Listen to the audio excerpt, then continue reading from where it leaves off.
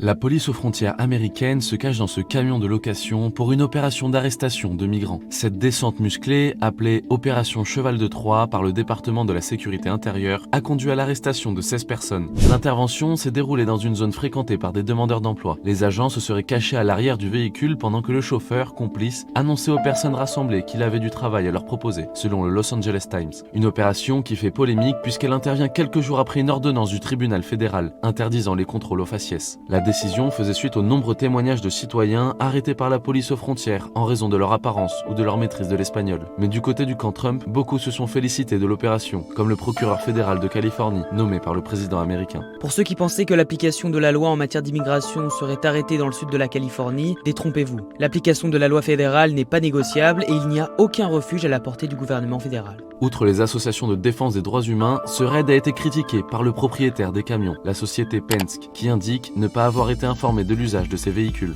Penske interdit formellement le transport de personnes dans la zone de chargement de ces véhicules, quelles que soient les circonstances. L'entreprise n'a pas été informée que ces camions seraient utilisés pour l'opération d'aujourd'hui et n'a pas autorisé cette utilisation. Depuis le retour de Donald Trump à la Maison-Blanche, la région de Los Angeles est le théâtre de violentes répressions gouvernementales contre l'immigration. En juin, et durant un mois, le président américain avait déployé les Marines pour dissiper les nombreuses manifestations qui s'opposaient aux opérations d'expulsion de migrants.